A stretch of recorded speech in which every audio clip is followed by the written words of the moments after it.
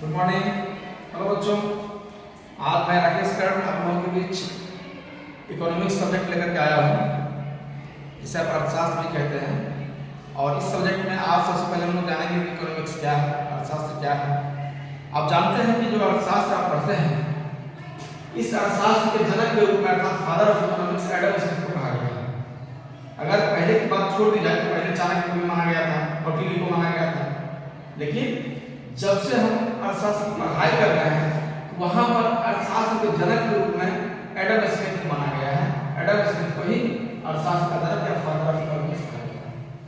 हम जानते हैं कि प्राचीन समय से लेकर के अब तक हमारी संपूर्ण अर्थव्यवस्था में अनेकों प्रकार के परिवर्तन हुए हैं। इसलिए प्रारंभ में जो परिभाषाएं दी जाती थी वो बाद में आकर के उचित नहीं रहा था। इसलिए समय समय पर अर्थशास्त्र की परिभाषा में परिवर्तन आता है।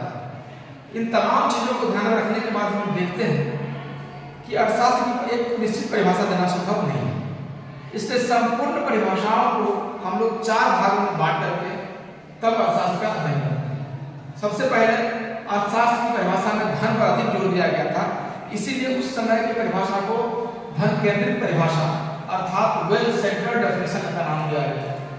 फिर बाद में उसमें कुछ सुधार हुआ और प्रोफेसर मार्शल वगैरह जब आए थे उन्होंने मानव के कल्याण पर फोकस किया कि अर्थशास्त्र में से जो धन अर्जन करते हैं उस धन का उपयोग मानव के कल्याण के लिए होता है। इसलिए उनके समय में जो भी विद्वान लोग आए उन्होंने मानव के कल्याण पर जोर दिया। इसलिए उनके द्वारा दी गई परिभाषाओं को लोग कल्याण केंद्रित परिभाषा अर्थात वेलफेयर सेंटर्ड डेफिनेशन के रूप में जानते हैं और अध्ययन करते हैं।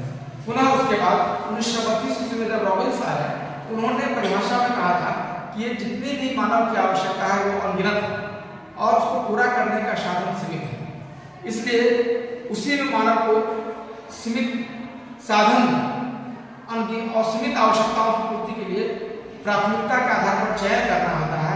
इसलिए उनके समय में दी गई परिभाषाओं को हम लोग सीमितता केंद्रित परिभाषा अर्थात स्कार्सिटी सेंटर्ड डेफिनेशन का नाम देते हैं।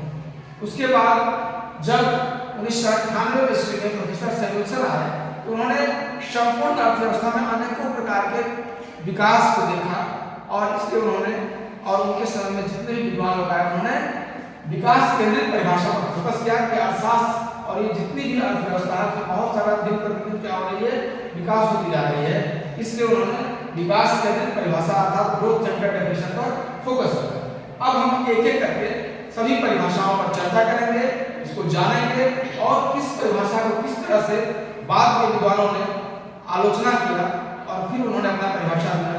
फिर उसके बाद जो भी विद्वान आए पिछली परिभाषाओं में जो भी परिवर्तन होता गया उसकी आलोचना किए, समालोचना किए और बाद में फिर एक निश्चित परिभाषा दी। इस तरह से अर्थशास्त्र एक निश्चित परिभाषा देना संभव नहीं है। अब हम एक एक करके सभी परिभाषाओं पर केंद्रित होकर के परिभाषा देंगे और फिर जो है हम अगली वीडियो में सभी परिभाषाओं पर चर्चा करते हुए रहेंगे। धन्यवाद।